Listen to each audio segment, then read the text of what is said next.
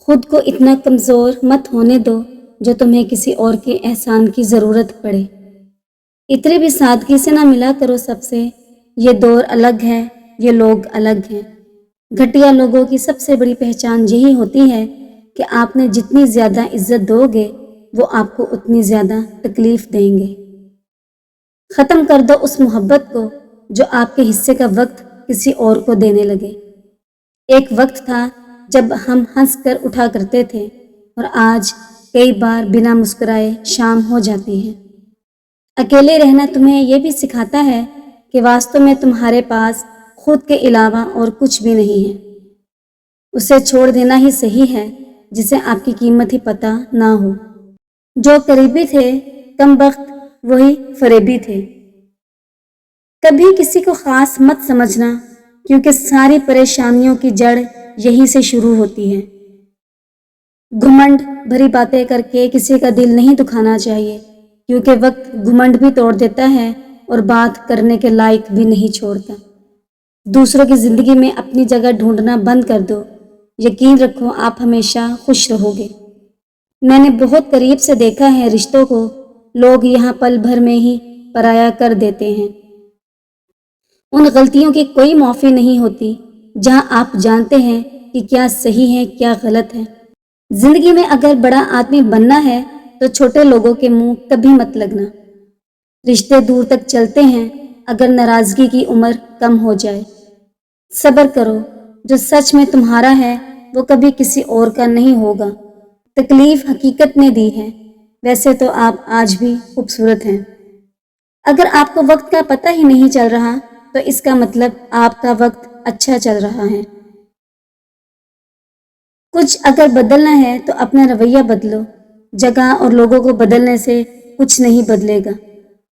تیرا عشق لے گیا مجھے خدا کے قریب، تجھے پانے کی ضد میں نے سجدے بڑھا دیے۔ کیسے بھلا دیتے ہیں لوگ تیری خدائی کو ہم سے، تو تیرا بنایا ایک شخص بھلایا نہیں جاتا۔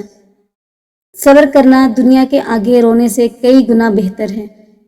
کوئی بھی وفادار نہیں ہوتا آج کے دور میں، ہم نے تو اپنے اور غیر دونوں کو آزما کر دیکھا ہے۔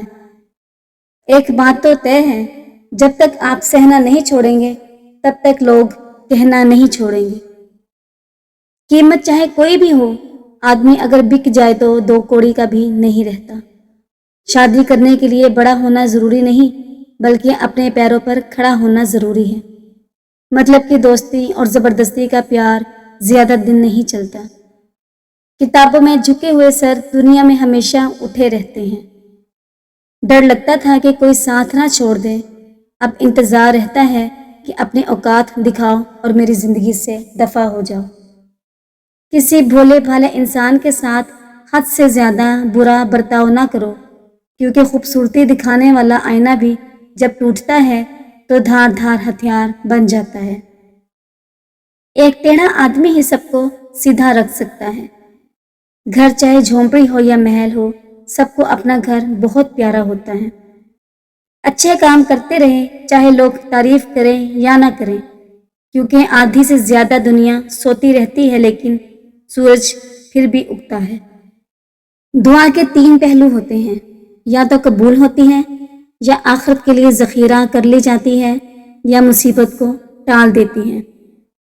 نیا دور ہے دلکش صورت کے لیے سرجری ہے، ظاہری شخصیت نکھارنے کے لیے عمدہ لباس ہے، مگر گھٹیا سوچ اور بری فطرت بدلنے کے لیے کچھ بھی نہیں ہے۔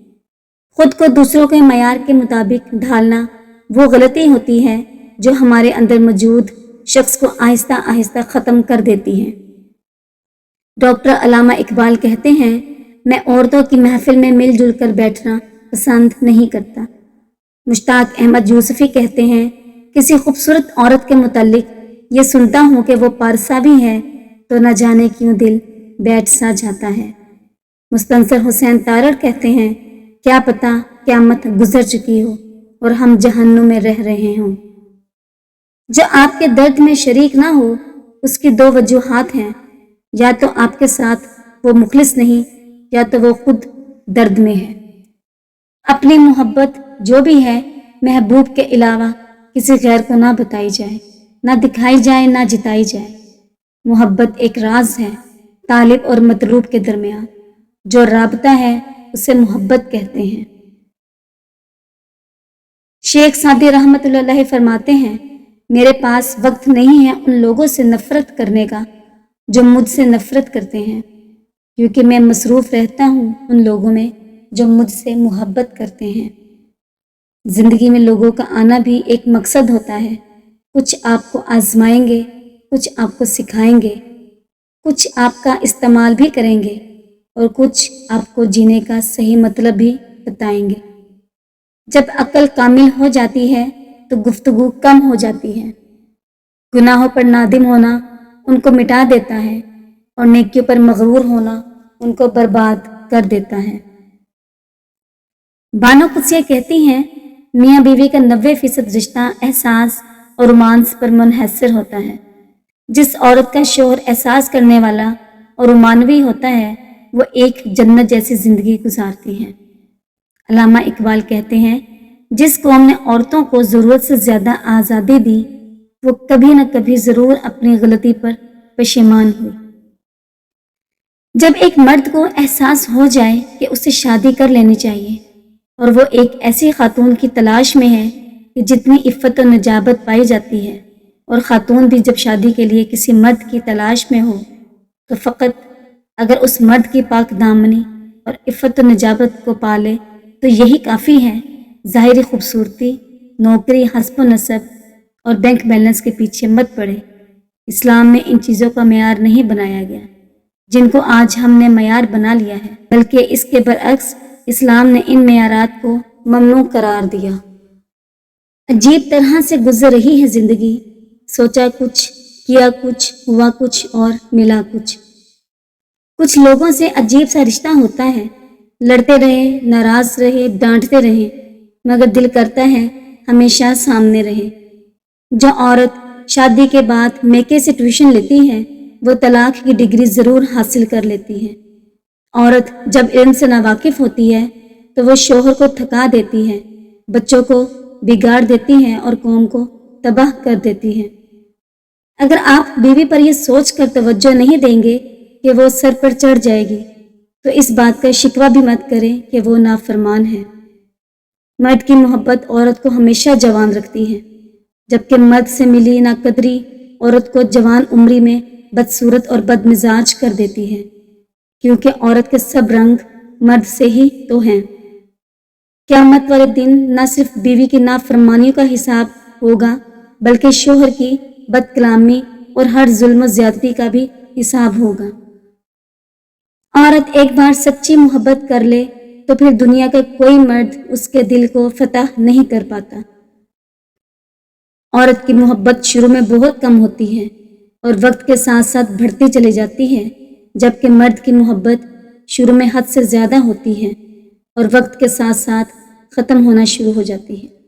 جو عورت چلتے وقت تیز تیز قدم اٹھاتی ہے ایسی عورت نیک اور پارسا ہوتی ہے اور اس کا دھیان صرف اپنی منزل کی طرف جانے کا ہوتا ہے. جس عورت کے ماتھے کا سائز بڑا ہوتا ہے ایسی عورت کے جڑواں بچے ہوتے ہیں اور یہ قسمت کی بھی تیز ہوتی ہے. جو عورت مغرور قسم کی ہوتی ہے ایسی عورت جلدی ڈھل جاتی ہے اور اس کی انا کبھی ختم نہیں ہوتی. جو عورت اپنے شوہر سے برابر کی بحث کرتی ہے ایسی عورت اپنے شوہر کے دل سے اتر جاتی ہے اور اپنی عزت بھی گنوا دیتی ہے. آپ کو ڈبانے والے کچھ ایسے لوگ بھی ہوں گے جنہیں تیرنا بھی آپ نے خود سکھایا ہوگا. ایک عورت نے مرد سے بڑی گہری بات پوچھی، جب تم گھر پر دیر سے آئے تو مجھے تمہاری فکر ہوئی، لیکن جب میں دیر سے آئی تو تمہیں شک کیوں؟